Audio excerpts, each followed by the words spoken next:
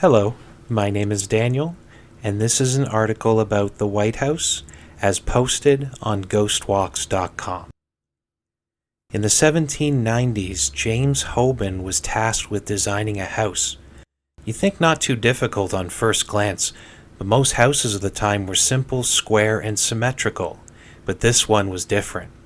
It was set to become a symbol for the new nation and a home for the man tasked with creating a new world, the White House. Washington's President House. The revolution is finished, the Brits pushed out. General George Washington inaugurated as the first president of the brand new United States of America, a proud time after breaking from then's world power, England. A contest was held for the best architect, and many designs submitted, but only one chosen, drawn by an Irishman named James Hoban, who created a powerful design based on the Leinster House in Dublin. A cornerstone laid in 1792, and many men put to work. Such an important work was handed down to enslaved and free African Americans and other immigrants, proving who really built that country. 8 years later, and so began the first century as the United States. George Washington is out of office. Now, a sad fact, Washington never saw the White House completed, and in 1799 he was doing chores in his home at Mount Vernon, complained of not feeling well but continued to work. It got worse and led to bed rest. His final words before dying, "'Tis well." Just 1 year later, President John Adams moved into the White House. The British strike again. Confusion of facts is common after 200 years. Many reasons thought for why the British marched on Washington in 1814. The War of 1812 was done in Canada. American forces pushed out after battles in Stony Creek and Niagara. Most say the attack on Washington was revenge for destroying York, now known as Toronto, but we disagree. As told on our Ghost Walks of Niagara-on-the-Lake, it was revenge for Newark, now Niagara-on-the-Lake. Then the capital of Canada burned by American soldiers and British traders in 1814 to deny the British shelter in the cold winter, inadvertently chasing women and children from their homes into the woods where they froze to death. The war turned dark, vengeance taken on Buffalo, a deal signed and then broken. What everyone agrees on is the British marched on Washington. Buildings lit on fire, including the White House and the Capitol. The city is saved when rains and powerful winds swept down. They say a hurricane touched down on Constitution Avenue. So powerful it lifted 2 cannons in the air and down on some troops, killing a couple soldiers. After everything was done and North America settled, it was time to rebuild, and architect Irishman James Hoban was called back to Washington. President James Madison had him restore the White House, some of the charred walls left as reminders of what happened here in 1814. Such history makes interesting ghosts. 142 rooms, 6 floors, all inside a 55,000 square foot house, and 4 known ghosts in the White House. Harrison in the attic. He was president in March and dead by April in 1841, the shortest presidency in U.S. history.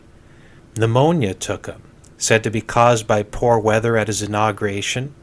A sad end for the determined man, finally succeeded to office after 2 attempts. The first president to die in the White House, his determination may be why he's there. Harrison is experienced in the attic, staff usually going up there to retrieve archived documents. Workers hear papers shuffling and items being dragged across the floor. They expect to see another staff member when walking around the corner, but they are alone. The Thing. Not a monster movie. It's the ghost of a 15-year-old boy seen inside the White House during the Taft administration. In the early 1900s, military aide Archibald Butt saw the ghost. He mentioned it in a letter to his sister, told her the ghost watches him while hunched over at his writing desk. He feels a pressure putting down on his shoulder like a small hand as if the boy is leaning over to see the paper. President Taft, a serious man, told Butt to tell all staff the stories were fake, and that if any of them were caught repeating such nonsense, they'd be fired. Jackson's angry. Mary Todd Lincoln heard him inside the White House. She said Andrew Jackson stomped and swore while pacing up and down the residence hallway. Harry Truman may have confirmed his ghost in a letter to his wife Bess. He says, "I sit here while listening to the ghosts walk up and down the hallway. I can picture Andy arguing with Teddy." He meant Andrew Jackson and Theodore Roosevelt. Whether it was wishful imagery or actual experience is unknown. They all think Jackson's ghost is ill-tempered. In life known for holding grudges, he felt the presidency was in hand in 1824 when being ousted by John Quincy Adams. Then elected in 1828, Jackson took out his anger on those who supported Adams. Speaking of Adams, Abigail was the mother of John Quincy and the wife of John, who was president in 1797, and a White House residence in 1800. Abigail Adams did her own laundry, constantly seen trudging wet laundry into the East Room for drying. She carried it through the White House halls, arms outstretched and dressed in cap and lace. Those same ghost enthusiasts of the Taft administration who saw the thing also saw Abigail.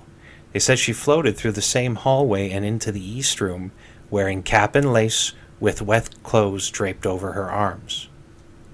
Abraham Lincoln.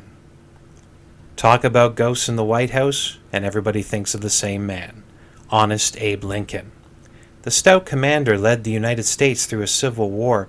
Ahead of his time, he freed the slaves and made sure his country gave rights to everyone regardless of race or creed. And for many witnesses, he's the most known ghost inside the White House, in all of North America, and maybe the world. Dream of death. Lincoln believed in prophetic dreams, as mentioned in a letter he wrote to his former law partner in 1865, just days before going into the Ford's Theater. He said the vivid dream started with walking into the East Room, guards standing on opposite sides with large crowds sitting in chairs. Their heads were down. He saw a figure lying on the front table, dead, still, looked like a body draped in thin fabric. Did the dream foreshadow Lincoln's death? He would have believed it, as shown in a letter written in 1842 where he said, "I always did have a strong tendency to mysticism." This was written long before his son's death in 1862 and at the start of his wife's public support of spiritualism. This proves the couple long believed in ghosts before moving into the White House. Lincoln's ghost. Grace Coolidge saw him standing in the Oval Office, his lanky figure as a shadow blocking light as he looked out on an old Civil War battlefield across the Potomac. Queen Wilhelmina of the Netherlands stayed at the White House in 1942. At night she woke to a knock at the bedroom door. Sleepily she stumbled over, opened the door, and saw a tall man with a wide beard.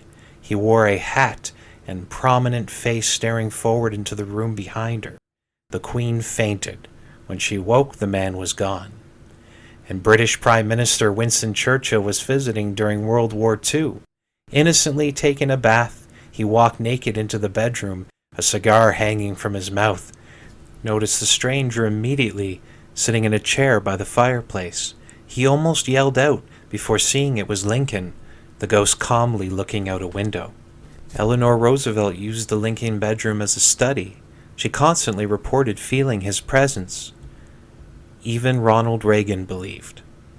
He agreed with Eleanor about the Lincoln bedroom in the White House. The Reagan's beloved dog Rex had an experience. First time going into the Lincoln bedroom, he perked up and barked at an empty corner, like trying to show dominance, then quiet and whimpering as he trotted out of the room, tail between his legs. Rex refused to enter the room again. Maureen, President Reagan's daughter, on many nights would stay over with her husband. Because of its history, she preferred sleeping in the Lincoln bedroom. It started with her husband, who woke one night and saw a man at the window, faced away and looking outside, then slowly turning and looking back, revealing his face, that prominent and serious face staring back, but never seeing the husband before Lincoln vanished. He woke Maureen, but she didn't believe a word of it. She told their friends, family, and staff, turning into a running joke and embarrassing her husband. The joke ended not long after, when Maureen woke one morning to see a man staring out that window. She said the sun shone around and right through his transparent body. Lincoln slowly turned and looked back before vanishing. Spiritualism in the White House. Mary Todd Lincoln was known for it, especially after the tragic death of her son Willie from typhoid fever. Abraham handled the boy's death with fatherly grief, telling all, "He was too good for this earth. God called him home." But Mary wanted proof. She set up spirit circles and seances in the White House Red Room. Non-believers say it came from extreme grief and growing insanity, but we know that traditional spiritualism was popular during that time, even among our most historic figures. The White House is not different, and they were in good company. Thank you so much for listening. This has been Daniel. To read more, please visit our website at articles.ghostwalks.com.